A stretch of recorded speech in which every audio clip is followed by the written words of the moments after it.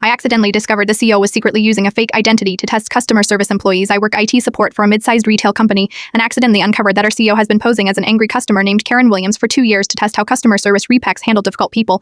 Just today, I had to fix his laptop while he was still logged into his Karen email account with hundreds of complaint drafts right before our all-hands meeting where he was about to fire someone for failing the Karen test retrain. It started with a routine ticket. CEO's laptop having Wi-Fi connectivity issues before big presentation. As the senior IT specialist, I hurried to the executive floor with 15 minutes to fix whatever was wrong before the company-wide meeting. When I arrived, his assistant waved me into his empty office. He's in pre-meeting prep. Fix it fast and don't touch anything else. The laptop was open on his desk, unlocked. The Wi-Fi issue was simple. The laptop had somehow switched to airplane mode. I fixed it in 30 seconds. As I was closing settings, I noticed his email was open with a draft to customer service. The subject line caught my eye. Abias aludel uning CP able sir spice minus Williams minus order number 45,887. What made me pause was that I'd heard about this Karen Williams before. She was infamous in our company, the customer from hell who'd been tormenting our service team for years with impossible demands, contradictory complaints, and threats to tell everyone about this horrible company. HR had even used Karen Williams scenarios in training sessions about handling difficult customers. I'd overheard customer service reps discussing Karen emails in the break room, sharing horror stories about her latest impossible demands. Curiosity got the better of me. I glanced at the email draft, which was a blistering complaint about a return policy that hadn't been explained,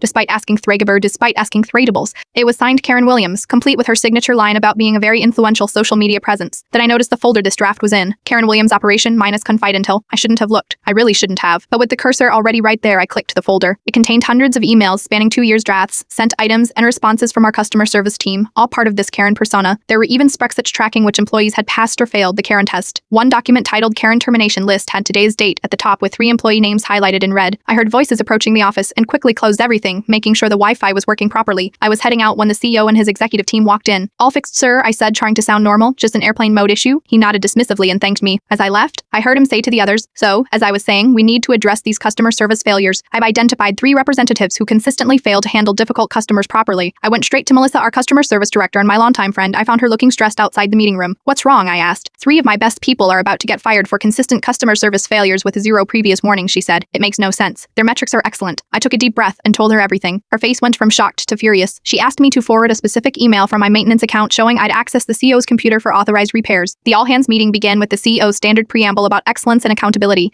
When he introduced to addressing customer service failures, showing spurts of Karen Williams interactions, Melissa raised her hand. Before we continue, I'd like to understand the methodology behind these evaluations, she said calmly. The innates, how the Karen Williams emails factor into our customer service metrics when Karen Williams doesn't exist.